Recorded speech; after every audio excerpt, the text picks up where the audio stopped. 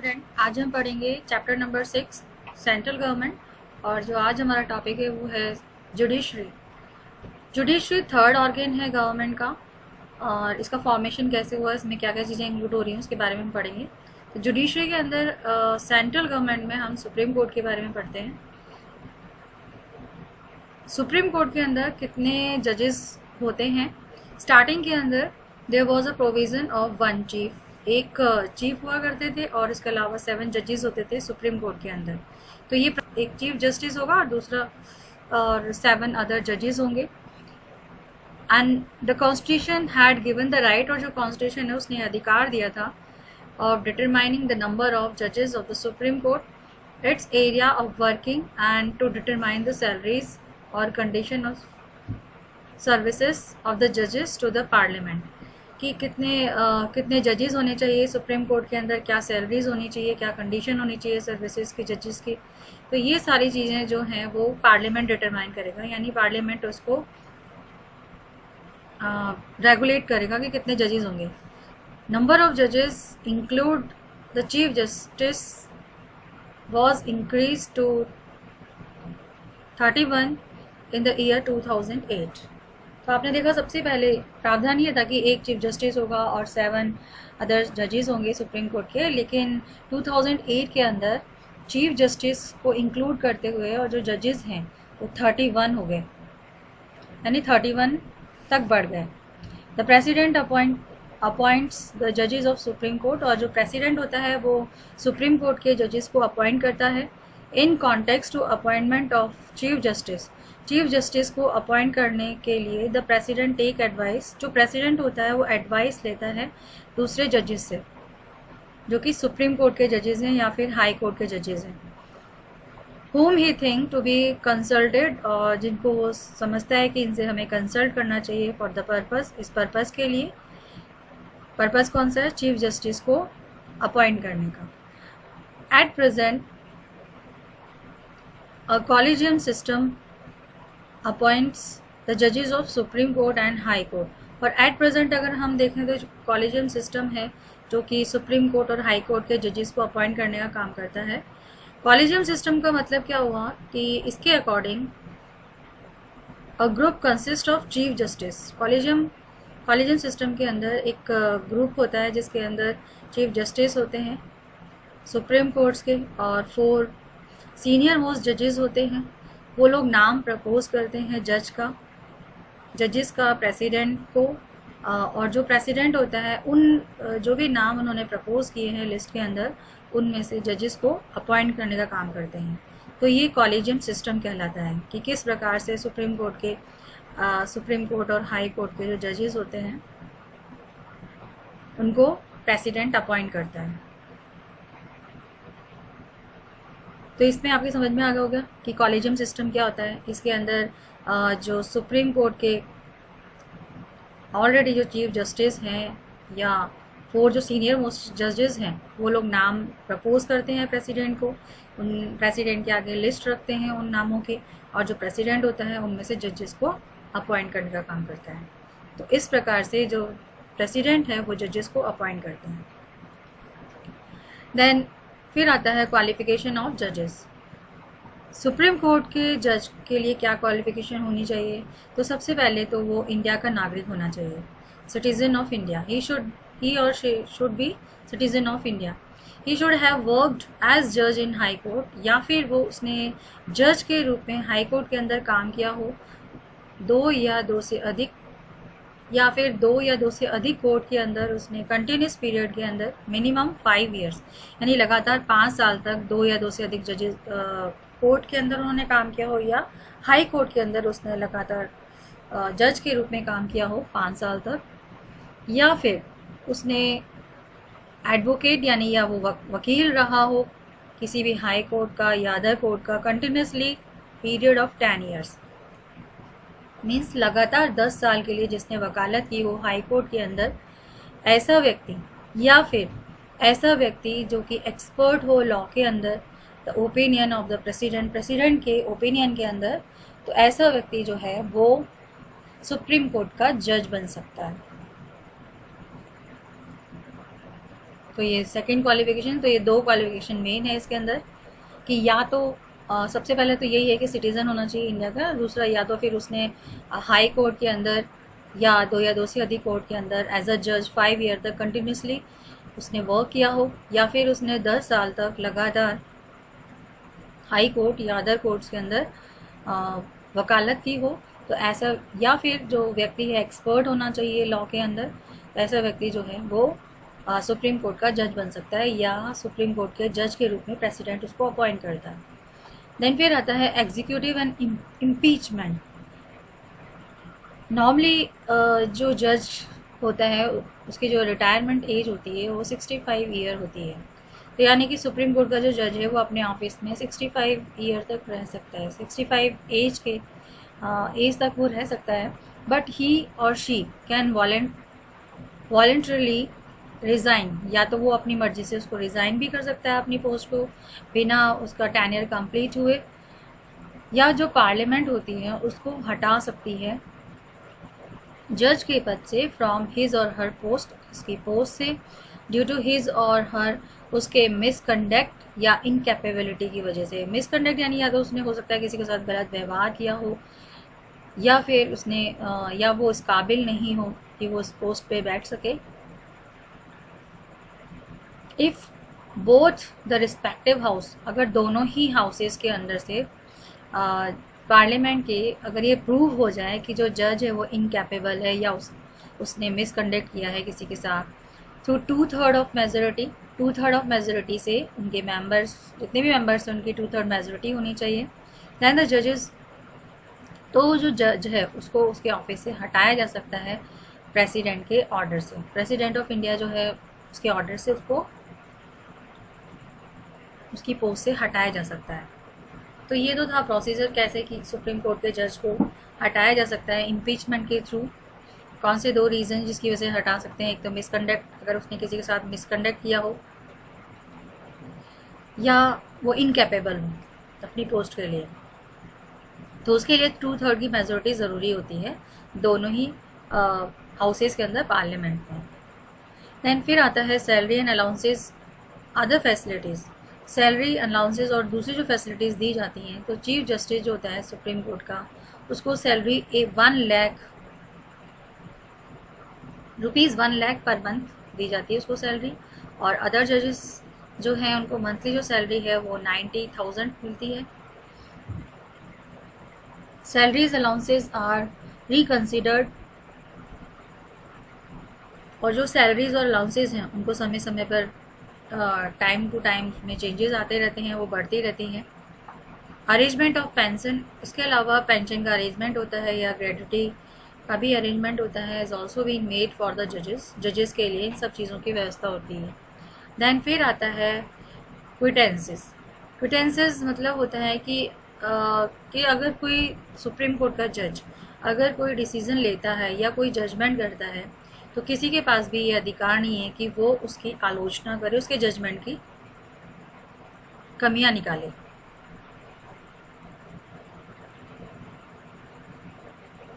The जजेस have been provided freedom from criticism, और जो जज होते हैं वो उनको आज़ादी मिली होती है कि कोई भी उनकी आलोचना नहीं कर सकता है रिगार्डिंग देयर वर्किंग, उनके काम से रिलेटेड, उनके डिसीजन से रिलेटेड। ये तो था आपका क्विटेंसेस।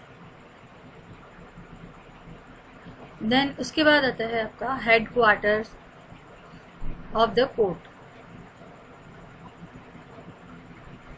अकॉर्डिंग टू आर्टिकल 130 आर्टिकल के अकॉर्डिंग जो हेड क्वार्टर है सुप्रीम कोर्ट का वो दिल्ली के अंदर है, यानी कि कंट्री का एक ही सुप्रीम कोर्ट है और वो है दिल्ली के अंदर। देन फिर आता है रिस्ट्रिक्शन ऑफ जजेस पर किस प्रकार का रिस्ट्रिक्शन होता है। According to the provision of constitution के प्रावधान के अनुसार, a person who has remained as a जज, एक ऐसा व्यक्ति जो कि सुप्रीम कोर्ट का जज है या जज के रूप में काम कर चुका है, उसको अलाउ नहीं होता है कि वो किसी भी कोर्ट के अंदर काम करे या practice in the front of officers या ऑफिसर के सामने काम करे आफ्टर हिज रिटायरमेंट होने के बाद। यानी सुप्रीम कोर्ट का अगर जज रिटायर हो जाता है तो उसको अलाउ नहीं होता है कि वो किसी भी कोर्ट के अंदर काम कर सके दोबारा से, या किसी भी ऑफिसर के लिए वो काम करे। तो ये रिस्ट्रिक्शन है जजेस पर।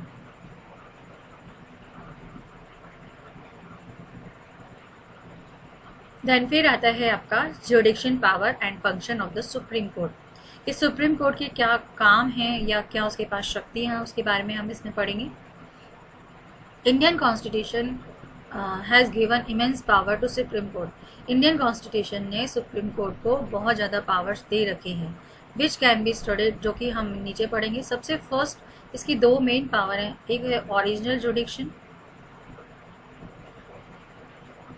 जुडिक्शन एंड उसके बाद आता है अपीलेंस जुडिक्शन। तो ये दो हैं इसके।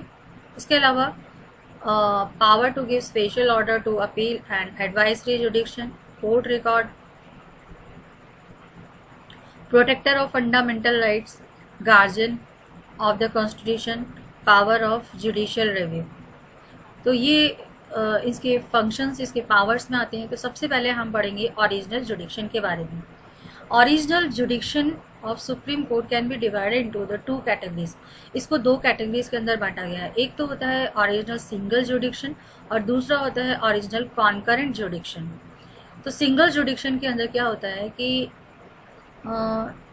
ऐसे डिस्प्यूट्स जो कि केवल सुप्रीम कोर्ट ही सुन सकता है, तो वो सिंगल जुडिक्शन के अंदर आते हैं। और कॉन्करेंट के अंदर क्या होता है कि सबसे पहले उसको हाई कोर्ट के अंदर पेश किया जाता है, उसके बाद इसको सुप्रीम कोर्ट के अंदर पेश किया जाता है।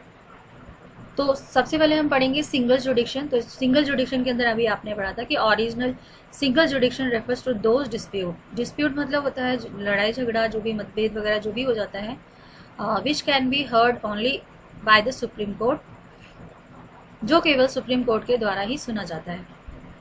तो ये वो सब्जेक्ट हैं जिसको केवल सुप्रीम कोर्ट ही सुन सकता है।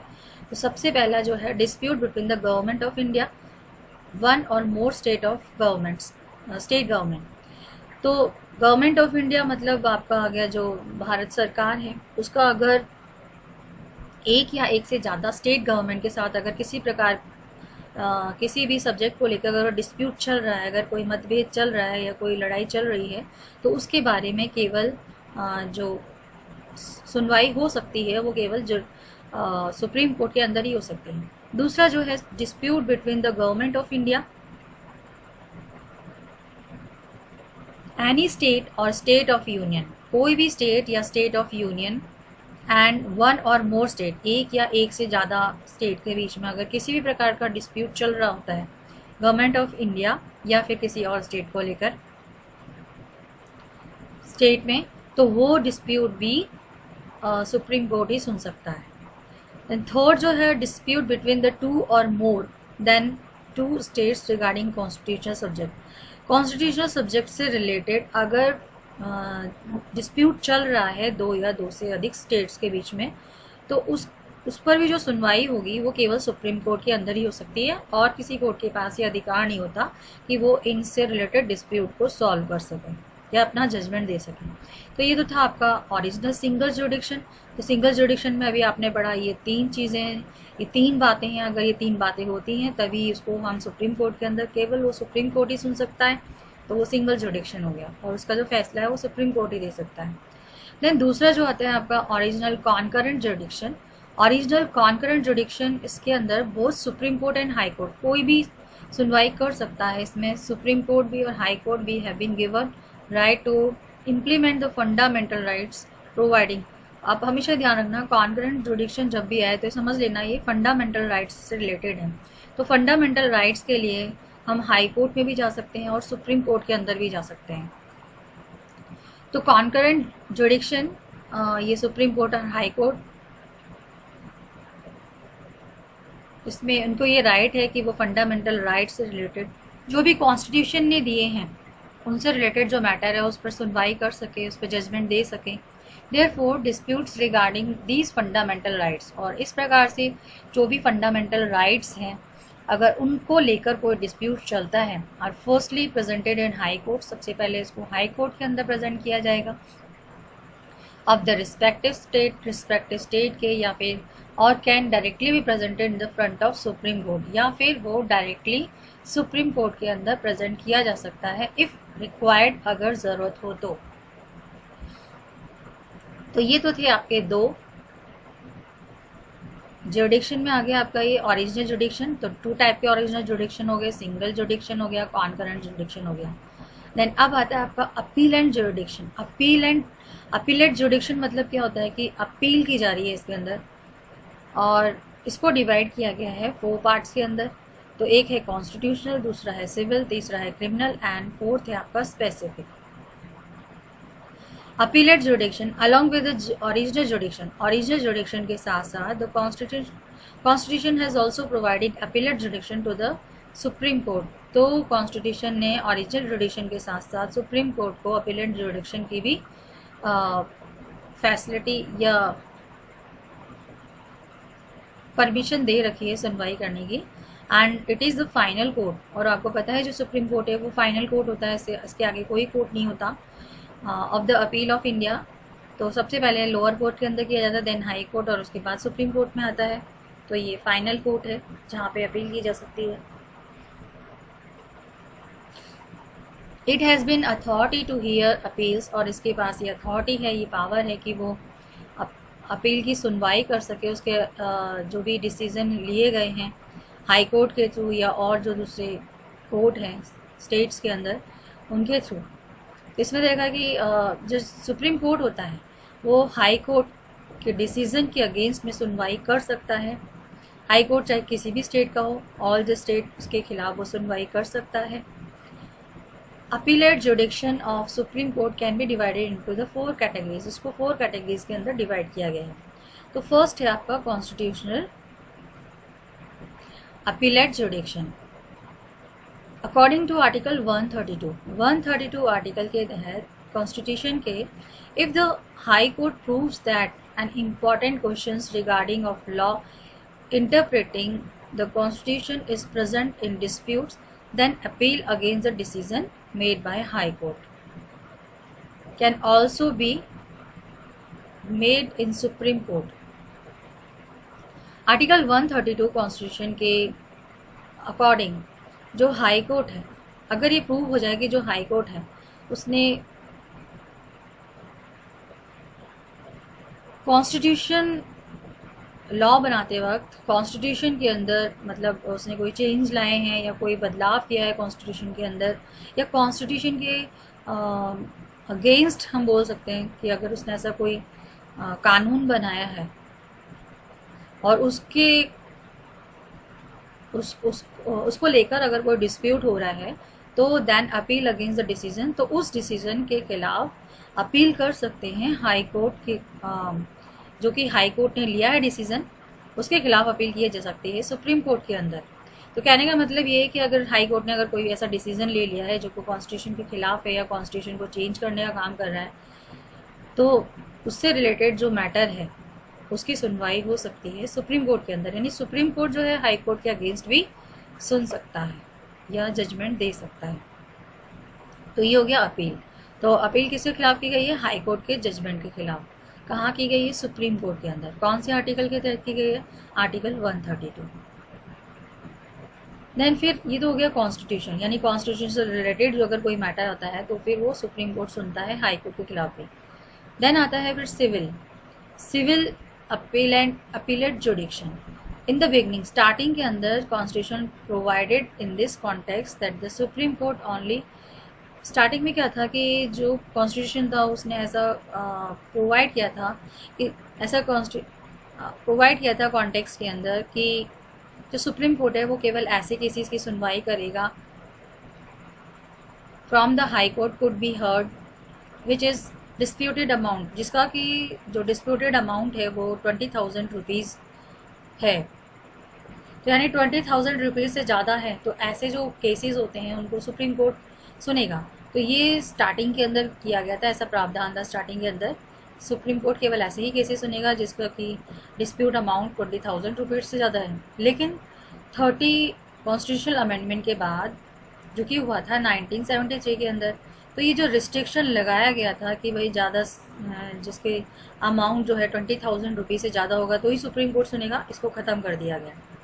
This restriction of limited of amount 20,000 has been remove मतलब हटा दिया गया। ये जो उसके ऊपर रिस्ट्रिक्शन लगाया गया था सुप्रीम कोर्ट के ऊपर कि वो केवल 20,000 से ज़्यादा अगर अमाउंट का केस है तो ही वो सुनवाई करेगा, अदरवाइज नहीं करेगा। तो इसको ख़त्म कर दिया गया एज पर 30 कॉन्स्टिट्यूशनल अमेंडमेंट 1973 के according. And this has been provided that all such civil cases, और ये प्रोवाइड करता है सभी सिविल केसेस को कि अब कोई भी सिविल केसेस है उसको आप प्रेजेंट कर सकते हैं हाई कोर्ट के अंदर।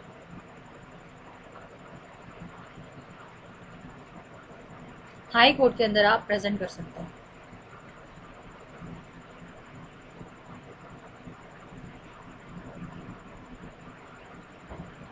तो ये इसमें इन्होंने बताया गया कि जो हाई कोर्ट है वो पहले 20,000 रुपीज़ तक के केसेस की सुनवाई कर सकता था, या इससे ज़्यादा के जो केसेस होते थे उसके बारे में कर सकता था। तो इससे क्या हुआ कि ये जो रिस्ट्रिक्शन लगाया गया था इसको रिमूव कर दिया गया। अब जो हाई कोर्ट है उसके अंदर किसी भी टाइप का जो सिविल केस है उसको सुनवाई हो सकती है, चाहे वो 20,000 का हो या नहीं हो, और इससे ज़्यादा का भी हो या नहीं हो, तो सुप्रीम कोर्ट के अंदर भी मैटर जा सकता है। तो यही इसमें इन्होंने बताया था कि जो भी डिस्प्यूट है 20,000 रुपीज़ से अगर ज़्यादा है तो पहले ये सुना जा सकता था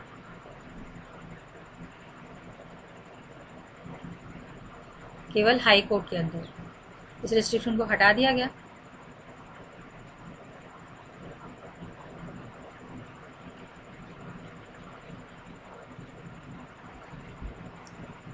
और बाद में फिर ये जो 20,000 रुपीज़ वाला जो मामला था इसको ख़त्म करके अब कोई भी सिविल केस जो है उसकी सुनवाई की जा सकती है सुप्रीम कोर्ट के अंदर और हाई कोर्ट के अंदर, यानी आसानी से उसको प्रेजेंट कर सकते हैं। एंड फिर आता है आपका क्रिमिनल केसेस। क्रिमिनल से रिलेटेड जो अपील किया जाता है, तो इन द सुप्रीम कोर्ट के अंदर जो अपील है can be made against the decision of high court. तो क्रिमिनल केसेस के अंदर क्या था कि सुप्रीम कोर्ट के अंदर ऐसे केसेस की अपील की जाती थी जो कि हाई कोर्ट के डिसीजन से जो लोग खुश नहीं थे वो सुप्रीम कोर्ट के अंदर अपील किया करते थे।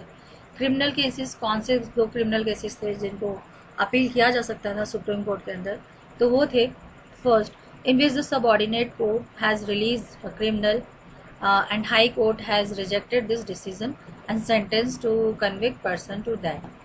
तो पहला केस तो ऐसा है, इसमें ऐसा केस बता रखा है कि अगर मान लीजिए किसी सबऑर्डिनेट कोर्ट ने, यानी मान लीजिए अगर कोई लोअर कोर्ट है उसने अगर किसी क्रिमिनल को बाइज्जत बरी कर दिया गया, ठीक है, क्रिमिनल को यानी जो अपराधी है उसको उन्होंने सबूत ना होने की वजह से, कोई भी रीज़न है उसकी वजह से उन्होंने उसको आज़ाद छोड़ दिया है, फ्री कर दिया, मतलब कि ये बाइज्जत बरी हो गया है। लेकिन हाई कोर्ट की जब मान लीजिए जब इससे सेटिस्फाई नहीं हुए अदर पार्टी या अपोजिशन पार्टी, तो उसने हाई कोर्ट के अंदर अपील करी और हाई कोर्ट के अंदर ये डिसीजन लिया गया कि जिस व्यक्ति को सबऑर्डिनेट कोर्ट ने क्रिमिनल ना बताते हुए उसको आज़ाद कर दिया था, उस व्यक्ति को डेथ की सज़ा दे दी, क्रिमिनल बताते हुए उसको डेथ की सज़ा दे दी। अब इस मैटर को लेकर, मतलब यहाँ तो उन्होंने क्रिमिनल को छोड़ दिया, सबऑर्डिनेट कोर्ट ने तो क्रिमिनल को छोड़ दिया, लेकिन हाई कोर्ट ने उसको मौत की सज़ा दे दी। अब क्या हुआ, जो क्रिमिनल के जो घर वाले हैं या जो भी इससे रिलेटिव्स हैं, उन्होंने वो अपील करेंगे कहाँ पे, सुप्रीम कोर्ट के अंदर। तो ये क्रिमिनल केसेस से रिलेटेड हो गया, ठीक है।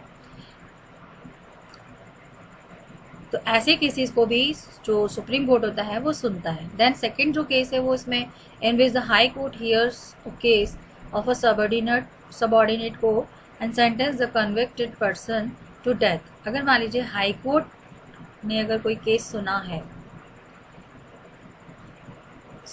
सबऑर्डिनेट कोर्ट का, एंड जो भी पर्सन है उसको डेथ की सज़ा दे दी है, तो उसके खिलाफ ये अपील कर सकते हैं सुप्रीम कोर्ट के अंदर। यानी कि सबऑर्डिनेट कोर्ट का अगर कोई भी केस है जो कि हाई कोर्ट ने सुना है और सुनने के बाद उसने जो भी कन्विक्टेड पर्सन है उसको मौत की सज़ा दे दी है, तो ऐसे केस भी जो सुप्रीम कोर्ट के अंदर सुने जा सकते हैं। यानी उसकी अपील की जाती है पहले सुप्रीम कोर्ट के अंदर, उसके बाद उसकी सुनवाई होती है। या if the high court proves that a case is liable to be heard by supreme court, या फिर हाई कोर्ट ऐसे प्रूव करे कि जो भी केस उसके पास आया है वो केवल सुप्रीम कोर्ट ही सुन सकता है, तो ऐसे केसेस भी जो हैं उनकी अपील भी सुप्रीम कोर्ट के अंदर की जाती है। तो ये 3 तरीके इन्होंने बता दिए कौन कौन से केसेस होते हैं जो कि सुप्रीम कोर्ट के अंदर अपील होती है। तो सबसे पहला, अगर मान लीजिए किसी सबऑर्डिनेट कोर्ट ने क्रिमिनल को छोड़ दिया है तो और हाई कोर्ट ने उसके खिलाफ उस व्यक्ति के खिलाफ डिसीजन लिया है कि उसको सज़ा होनी चाहिए मौत की, तो ऐसे केसेस जाते हैं सुप्रीम कोर्ट के अंदर। या फिर हाई कोर्ट ने किसी सबऑर्डिनेट कोर्ट का केस सुना है और उसके बाद जो व्यक्ति है उसको मौत की सज़ा दी गई है, तो ऐसे केसेस जाते हैं सुप्रीम कोर्ट के अंदर। या फिर हाई कोर्ट ये प्रूव कर दे कि ये जो केस उसके पास आया है वो केवल सुप्रीम कोर्ट सुन सकता है, तो वो केस सुप्रीम कोर्ट के अंदर जाते हैं। तो ये 3 टाइप के क्रिमिनल केसेस हैं जो कि सुप्रीम कोर्ट सुन सकता है। देन फिर आता है specific. There can be certain specific cases, कुछ ही स्पेसिफिक केसेस हुआ करते थे which do not come in above mention categories, जो कि ऊपर दी हुई कैटेगरीज तीनों में नहीं आते हैं, उनको स्पेसिफिक केसेस में डाला जाता है। And in which it is important for supreme court, जिसके अंदर ये इम्पॉर्टेंट होता है सुप्रीम कोर्ट के लिए कि वो उसमें इंटरफियर करे। इंटरफियर मतलब दखल अंदाजी दे। जो तीनों कैटेगरीज में नहीं आते वो सुप्रीम कोर्ट के पास जाते हैं और सुप्रीम कोर्ट को उसमें इंटरफेयर करना पड़ता है। Therefore according to section 135, section 135 के according the supreme court has been given this right, supreme court को ये राइट दी गई है दैट एक्सेप्ट मिलिट्री कोर्ट के अलावा जो सुप्रीम कोर्ट है वो उसको परमिशन है कि वो हर प्रकार के जो केसेस हैं, हर किसी के खिलाफ जो डिसीज़न है उनकी सुनवाई कर सकता है। ऐसे डिसीजन जो कि हाई कोर्ट ने लिए हैं या ट्रिब्यूनल कोर्ट ने लिए हैं उनके खिलाफ वो सुनवाई कर सकता है। अगर उसके पास अपील करेंगे तो सुप्रीम कोर्ट उसकी सुनवाई करेगा। तो ये थे स्पेसिफिक केसेस। तो अब आपने पढ़ा ये 4 टाइप के हो गए अपील एंड जुडिक्शन के अंदर। कौन कौन से हो गए? Constitutional, civil, criminal and specific. Then फिर आती है इसकी पावर थर्ड, और वो पावर है power to give special order for appeal. Special order देना फॉर अपील के लिए। आर्टिकल 136 के अकॉर्डिंग जो सुप्रीम कोर्ट है उसके पास ये पावर है कि वो जो भी डिसीजन है हाई कोर्ट या ट्रिब्यूनल के एक्सेप्ट मिलिट्री कोर्ट के उनके खिलाफ वो अपील की सुनवाई कर सकता है। ये किसके कौन से आर्टिकल के तहत है? 136 के। There is no constitutional restriction, कोई भी कॉन्स्टिट्यूशनल रिस्ट्रिक्शन नहीं होता है सुप्रीम कोर्ट की पावर पर, यानी कॉन्स्टिट्यूशन अपनी तरफ से कोई भी रिस्ट्रिक्शन नहीं लगा सकता है। केवल मिलिट्री कोर्ट है, इनके अलावा जितने भी केसेस हैं जो सुप्रीम कोर्ट सुनवाई कर सकता है against high court and tribunal के। इधर था power special order for appeal. Then फिर आता है एडवाइजरी जुडिक्शन। एडवाइजरी जुडिक्शन के अंदर the constitution has also given advisory jurisdiction, यानी कि कॉन्स्टिट्यूशन ने सुप्रीम कोर्ट को ये पावर दी है कि वो आर्टिकल 143 के तहत या इसके अकॉर्डिंग अगर प्रेसिडेंट महसूस करे किसी समय कि अगर उसको जुडिशल या फैक्चुअल क्वेश्चन से रिलेटेड अगर कोई प्रॉब्लम है ऑफ पब्लिक इम्पोर्टेंस से रिलेटेड अगर उसके सामने कोई प्रॉब्लम उठ जाती है तो वो सुप्रीम कोर्ट से एडवाइस ले सकता है। फैक्चुअल मतलब किसी फैक्ट को लेकर, और किसी भी समय अगर प्रेसिडेंट को ऐसा महसूस हो कि उसको सुप्रीम कोर्ट की एडवाइस की ज़रूरत है तो वो सुप्रीम कोर्ट से ले सकता है, और सुप्रीम कोर्ट को ये पावर है कि वो प्रेसिडेंट को एडवाइस दे सकता है। और प्रेसिडेंट फिर जो भी एडवाइस दी है ये प्रेसिडेंट के पास ये राइट होता है कि जो भी सुप्रीम कोर्ट ने उसको पावर दी है उसको एक्सेप्ट कर सकता है या वो उसको रिजेक्ट कर सकता है। कोर्ट ऑफ रिकॉर्ड, तो ये तो था एडवाइजरी जुडिक्शरी से रिलेटेड। एडवाइजरी जुडिक्शरी अगर आपको बोला जाए तो उसमें आर्टिकल 143 याद करिएगा। अगर स्पेशल ऑर्डर की बात होती है तो आर्टिकल 136 है। अब आता है कोर्ट रिकॉर्ड। कोर्ट रिकॉर्ड ये आर्टिकल 129।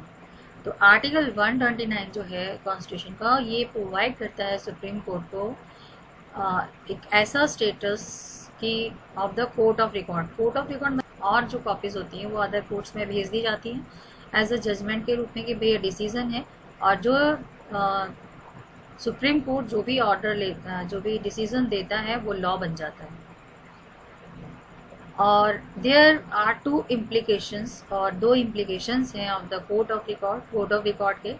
तो फर्स्ट तो ये है कि जो भी डिसीजन होते हैं इस कोर्ट के, वो एज अ प्रूफ हर एवरीवेयर, हर जगह पर, and in case of they are presented in any court, चाहे वो किसी भी कोर्ट के अंदर प्रेजेंट हो, no question regarding their authenticity, उसकी ऑथेंसिटी यानी कि उसकी जो भी उन्होंने निर्णय लिया है, जो उसकी पावर है, उस पर कोई भी आवाज़ नहीं उठा सकता है।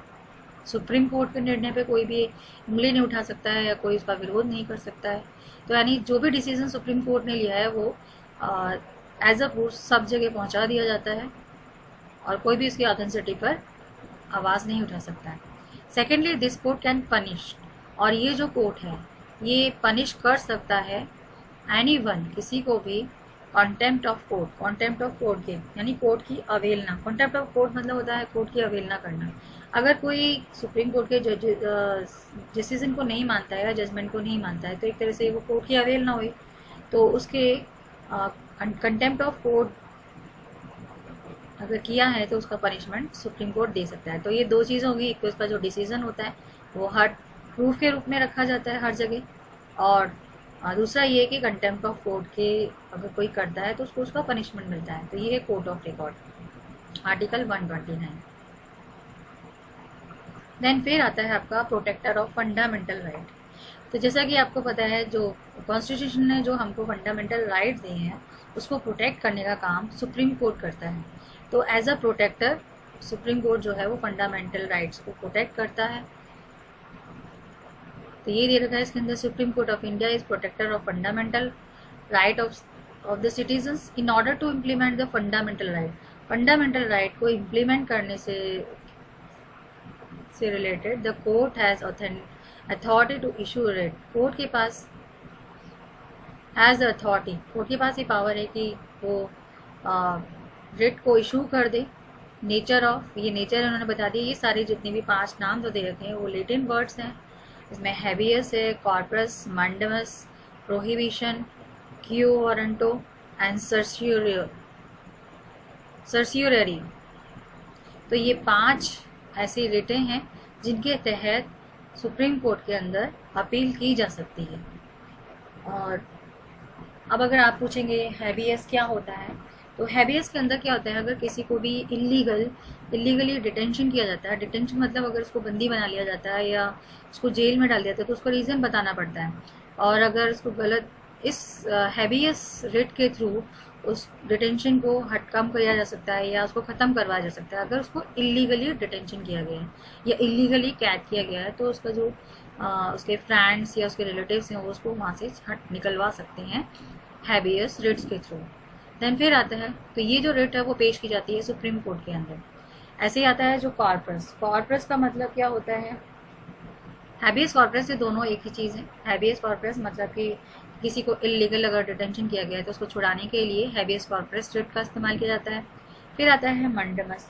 मंडमस का मतलब होता है, वैसे इसका मीनिंग जो होता है लिटरेरी, उसका मतलब होता है वी कमांड। वी कमांड मतलब कि अगर कोई भी गवर्नमेंट इंस्टीट्यूशन या कोई भी अगर गवर्नमेंट अगर वो अपनी ड्यूटी नहीं निभाती है, जो भी पब्लिक ड्यूटी है उसको नहीं करती है पूरा, तो उसके लिए रिट पेश की जाती है, वो मंडमस रिट होती है और इसके थ्रू हम सुप्रीम कोर्ट में जा सकते हैं। देन फिर आता है प्रोहिबिशन। प्रोहिबिशन के अंदर क्या होता है कि अगर ये रिट हम तब इस्तेमाल करते हैं जब कोई भी जैसे कोर्ट है वो जजमेंट देने वाला हो या जजमेंट को देने से पहले इसका इस्तेमाल किया जाता है प्रोहिबिशन। यानी कि वो जो जजमेंट देने वाला है हो सकता है वो गलत हो, तो उसको रोकने के लिए प्रोहिबिशन रिट का यूज़ किया जाता है। फिर आता है क्यो वारंटो। क्यो वारंटो मतलब होता है कि बाय व्हाट अथॉरिटी। जैसे मान लीजिए अगर कोई किसी भी अगर गवर्नमेंट ऑफिस के अंदर कोई व्यक्ति बैठा है तो उससे पूछा जा सकता है कि भाई आप किस बेस पे यहाँ पर हैं, क्या अथॉरिटी है आपकी इससे रिलेटेड। और इसके लिए जैसे पहले से ही ये निश्चित किया था कि भाई आपके अंदर ये क्वालिफिकेशन होनी चाहिए, उसके बाद ही आप इस पोस्ट पे आ सकते हैं। और अगर वो उस क्वालिफिकेशन के अकॉर्डिंग नहीं है जो स्टार्टिंग में दी गई थी तो उसको उसकी अथॉरिटी से हटाया जा सकता है। तो इसके लिए कौन सी रिट होती है, वो होती है क्यो वारंटो। तो उसका मतलब क्या हो गया, बाय व्हाट अथॉरिटी। फिर आता है सर्सियोररी। सर्सियोररी का मतलब होता है कि टू बी सर्टिफाइड। सर्टिफाइड मतलब क्या होता है कि अगर मान लीजिए अगर किसी ने कोई डिसीज़न अगर गलत ले लिया है तो उस डिसीज़न को सही करने के लिए हम सर्टियोररी जो रिट है उसको हम यूज़ करके सुप्रीम कोर्ट में जा सकते हैं उसके खिलाफ। तो ये 5 जो रिटें हैं, habeas corpus, mandamus, prohibition, quo warranto and सर्सियोररी।